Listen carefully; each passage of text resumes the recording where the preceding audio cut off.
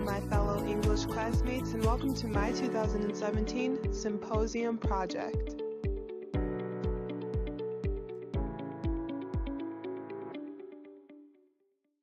What does a prejudice really mean to you? Prejudice to me is like someone who judges someone or doesn't like someone based on their gender or their race instead of actually getting to know the person. View of a group of people that are based off of preconceived notions. To me, prejudice stems from a lack of understanding. A prejudice to me is someone that makes a bias on someone or something before actually getting to experience them. For the most part, we as a society tend to believe of prejudice in terms of one's skin color, race, or even religion, when in reality, prejudice is a much deeper concept than just the differing of one's skin color or religious practices. Prejudice is an irrational attitude of hostility directed against a group, individual, or race, or their supposed characteristics. Where it is evident in these 4 books that prejudices are, in fact, viral manifests of society, leading to an obstructive mindset and, soon, destructing those around them. Kicking things off with the one and only The Great Gatsby, a novel of romantic infidelity, love, and violence, written and published in 1925 regarding the young and puzzling millionaire, J. Gatsby, and his impractical passion and obsession for Daisy Buchanan, in which she and Gatsby haven't spoken in years, but still seeks and searches for, due to the arrogant, abusive, closed-minded yet charming football star Tom Buchanan, Daisy's new husband, in which his arrogant behaviors, attitude, and beliefs will soon take a toll on her in the way that he views her. As seen earlier, you guys have been introduced to Tom Buchanan, the wealthy, patronizing athlete who will shed light in the following quote about his Nordic beliefs. Civilization's going to pieces. You've gotten to be a real pessimist about things lately. Haven't you all heard about the rise of the colored empires by the man Goddard? Tom. What did I just get myself into? Oh my gosh.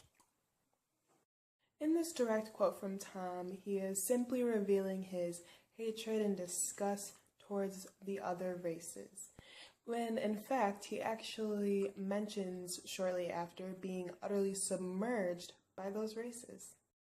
In Tom's tone of voice, he is essentially creating this indomitable and utmost negative attitude, defending his deep-rooted Nordic beliefs. On top of that, he is also supporting the theory that personal choices do have the profundity to affect more than just ourselves. Here again, for our second quote, we have one of Tom Buchanan's most powerful lines. Nowadays, people begin sneering at family life and family institutions, and next thing you'll know, they'll overthrow everything to have an interracial relationship with black and white. And there you have it, ladies and gents. Your very own Tom Buchanan, in which he is actually revealing this powerful racial ideology about sneering at family life and institutions, and at the end of the quote he mentions having an interracial marriage between black and white, in which he is directing this quote towards new money in Gatsby. He believes that they're just crazy and wild, and they're reckless with their decisions and behaviors, and he doesn't approve of that. It is now evident that Tom's characterization is never positive, and he is simply just a hypocritical, abusive, closed-minded man that embraces how difficult it is to change a lifestyle after living it for so long. Next, The Catcher in the Rye. The award-winning novel is told from the perspective of Holden Caulfield, who is widely depressed and disillusioned with the society around him. Holden's very own mental cynicism and first-hand peculiarities obstruct him from conforming to a society filled with nothing but phonies that he cannot stand nor relate to, which is apparent due to his detrimental behavior, beliefs, and thoughts inside of his complex mind.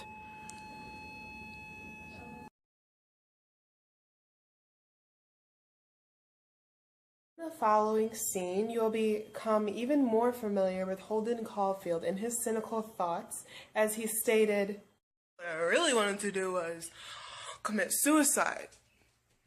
With that being said, ladies and gentlemen, shortly after, Holden gets assaulted by Maurice, as you guys know, the elevator pimp. He claims that he would commit suicide by jumping out of the window. That diction being used in that quote truly sums up and kind of explains his true unhappiness. It is essential that we, more so as an audience, truly take in and understand the profundity of suicidal thoughts and how it can affect and shape our lives forever. Moving on to the next scene, we will see Holden speaking with Mrs. Morrow, his classmate Ernest's mother, and basically he is telling Mrs. Morrow how great and how popular Ernest is at the school and how much everybody loves him, but how much of that is true? And Miss Morrow, your son is the most amazing kid ever. He is so popular at Pensy. Everybody loves him, and I mean everybody. He even could have been class president. Oh, bullshit. Her son was the doubtless biggest bastard that ever went to Pensy in the whole crummy history of the damn school. Here, the point of view of Holden is a clear representation of what a phony is and exactly what it symbolizes, as we see him telling this woman one thing but genuinely meaning another. And at times we don't know whether he's actually believing what he's saying or if he's lying to us or what. But we do know that Holden is living proof that one can never be satisfied if they're living their whole life living to please others. Moving on to the soon recipient of the Pulitzer Prize for Drama, The Death of a Salesman.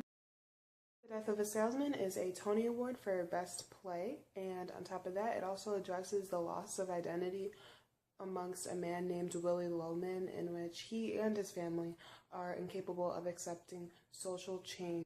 This play took place in 1950, late 1940s, and for those of you who don't know this era, it is an era in which women had more ideal housekeeping jobs, taking care of the kids, staying at home, and playing that role, while men, on the other hand, went out to make the bread, in which you will see in this following quote. "Just look out for them girls, Biff.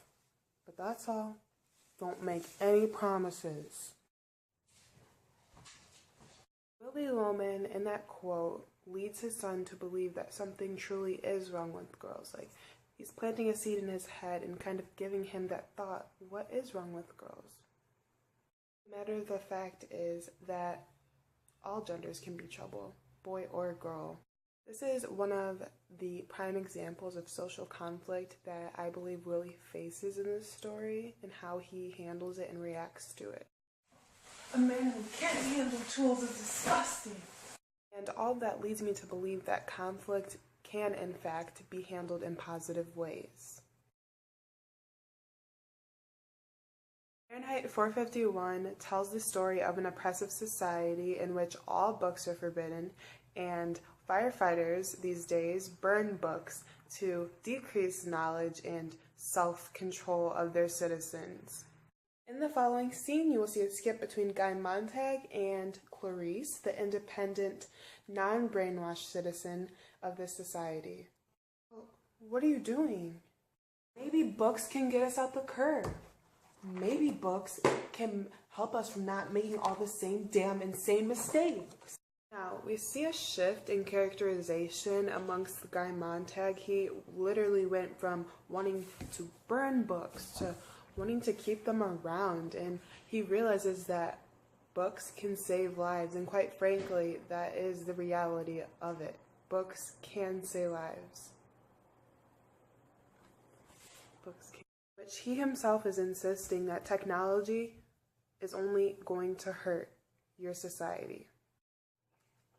The books are to remind us of what asses and fools we are. These authors like Bradbury and Salinger, you see, they all put these... You see, These authors like Bradbury, Salinger, Fitzgerald, they all put this in their books for a reason, for us to take something from it. And we have the ability to do that. And we've done that today.